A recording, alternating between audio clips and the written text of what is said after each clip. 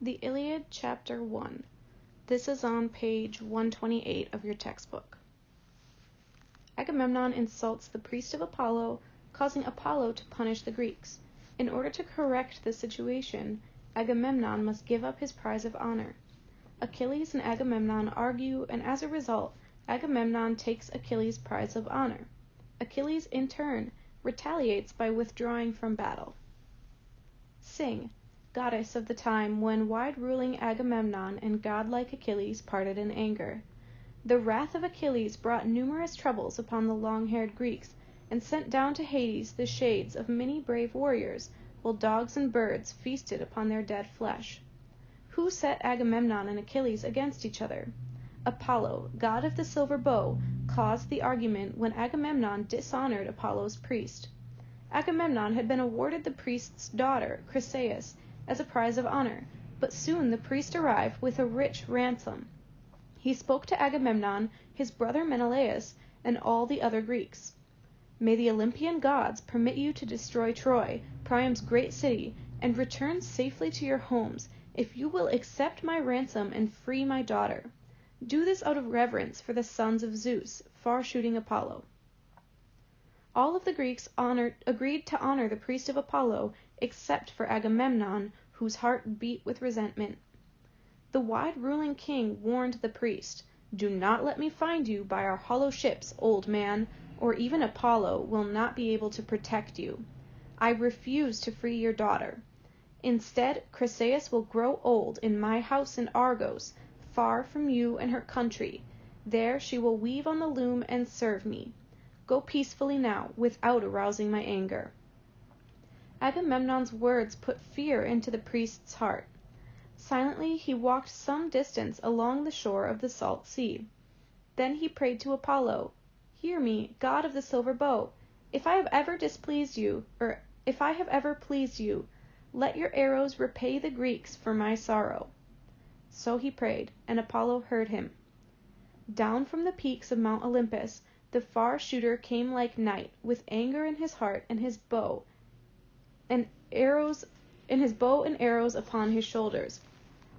Each invisible arrow carried a deadly disease. First he shot the mules and dogs, and then he killed so many Greek warriors for 9 days that funeral pyres were burning continuously everywhere. On the 10th day, the goddess Hera felt sorry for the Greeks and put into Achilles' heart the idea of calling the Greek leaders together in council.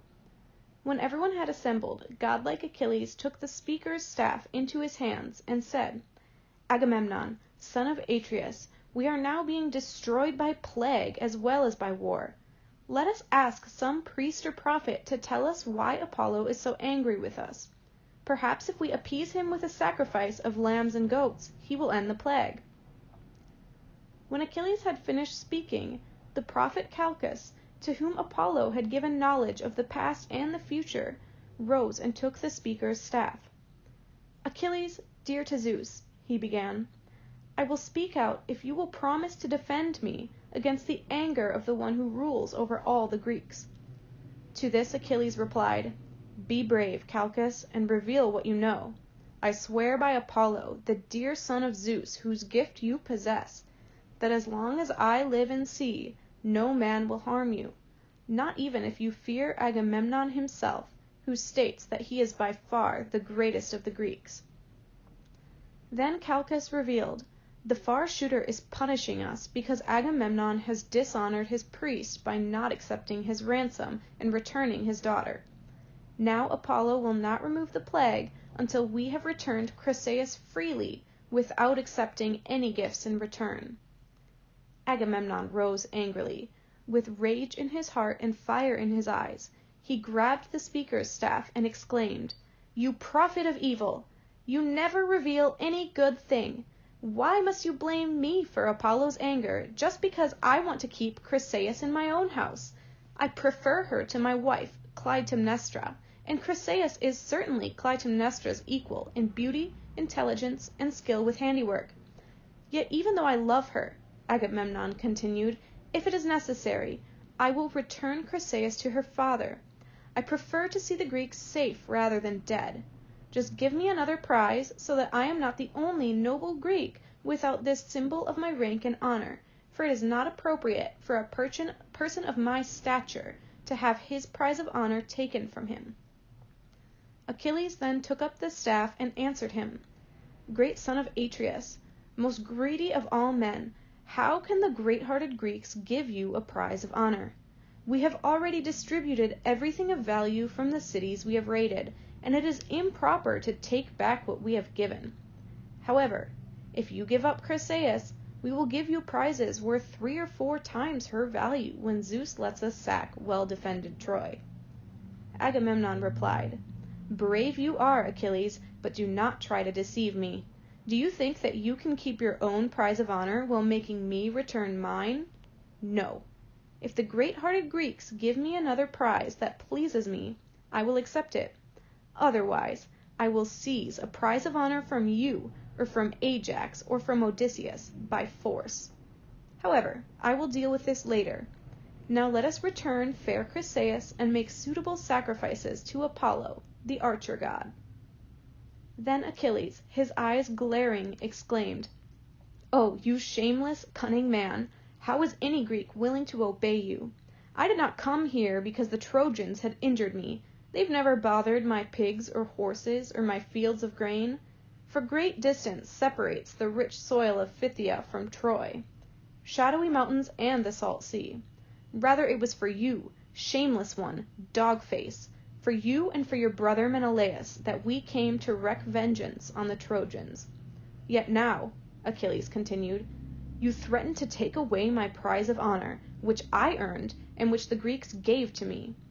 Whenever I sack a town, my prize is never as great as yours, even though I am the greatest Greek fighter. Even so, my small prize is my own. So now I will return to my homeland. I refuse to stay here, dishonored, in order to win greater wealth for you." To these words, wide-ruling Agamemnon replied, "Run away if you wish. I will not ask you to stay. I have many others who honor me, even Zeus, Lord of Olympus. Of all the kings Zeus favors, I hate you most of all, for you are too fond of arguing and fighting. You are strong only because a god has given you that gift. So take your men and your black ships and go home." "I do not care about you or your anger," Agamemnon continued, "but know this. Because Apollo has taken my Chryseis from me, I will come to your hut and take your prize of honor, fair Briseis, from you. Then you will understand how much more powerful I am than you are, and in days to come no other king will think that he can argue with me and treat me as his equal." As Agamemnon said these words, Achilles debated within himself whether he should draw his sword and kill this arrogant son of Atreus, or whether it would be better to control his anger. While his hand was on his sword hilt, Hera sent Athena down to him, for Hera loved both Agamemnon and Achilles. Athena stood behind Achilles and pulled his golden hair, making herself visible to him alone. Startled, Achilles turned and recognized the bright-eyed goddess. "Why are you here, daughter of Zeus?" he asked. "Have you come to watch how this insolent king will lose his life?" To these words Athena replied, "Hera has sent me here to ask you to control your anger, for she loves both you and Agamemnon. If you will use words against Agamemnon instead of your sword, in days to come you will receive 3 times as many gifts." "No matter how angry he is," Achilles replied, "a man must obey the 2 of you, for the gods will listen to those who obey them." So the son of Peleus leashed his fury, took up the speaker's staff, and attacked Agamemnon with strong words instead. "You drunkard," Achilles exclaimed, "you, with the face of a dog but the heart of a deer. You have never been brave enough to arm yourself for battle with your countrymen or to take part in an ambush with the other Greek kings. You are as afraid of that as you are of dying.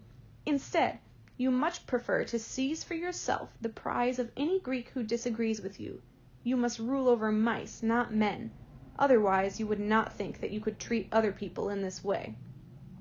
Achilles then announced, "By the staff I am holding in my hands, I swear before you a mighty oath. when hundreds of Greeks fall to their deaths before manslaying Hector, and you cannot defend them, all the Greeks will long for Achilles' help. Then you will sorrow in your heart, knowing that by refusing to honor the best of the Greeks, you have caused their destruction." Then sweet-speaking Nestor, the aged and wise king of Pylos, rose, took up the speaker's staff, and spoke. "Shame upon both of you," he cried. "It is sad to see the Greeks divided like this. Surely Priam and his sons are delighted to have such strife between the two Greeks who are greatest in counsel and in fighting. Listen to me, for I am older than both of you, and long ago even better men than you paid attention to my words." Nestor then advised, "You, Achilles, should not think that you can fight against a king. Although you are the mighty son of a goddess, Agamemnon is greater than you are, for he is king over more people. As for you, Agamemnon, powerful as you are, do not take Briseis, for the Greeks gave her to Achilles as his prize of honor. Control your anger, for Achilles is the Greeks' great defense in this war." Then Agamemnon replied, "You are right, old sir, but this man thinks that he is the chief commander whom everyone should obey. The immortal gods made him a spearman, but did they also give him his insulting tongue?" Achilles interrupted him. "Yes, for people would call me a coward and a mouse if I gave in to your demands. Order others if you will, but not me, for I will obey you no longer. I will not fight you for Briseis because you gave her to me. However, if you attempt to seize anything else that is mine, my spear will invite your dark blood." With these words, the two leaders rose and disbanded the assembly. Agamemnon sent Chryseis homeward, with Odysseus as captain. Then he commanded the Greeks to purify themselves in the salt sea and to sacrifice bulls and goats to Apollo. Achilles returned to his huts, where he gave up Briseis to Agamemnon's two heralds. As they were about to leave, he announced, "Let the two of you be my witnesses before the immortal gods and mortal men, and before that foolish king, if the day comes that Greeks need me to save them from destruction.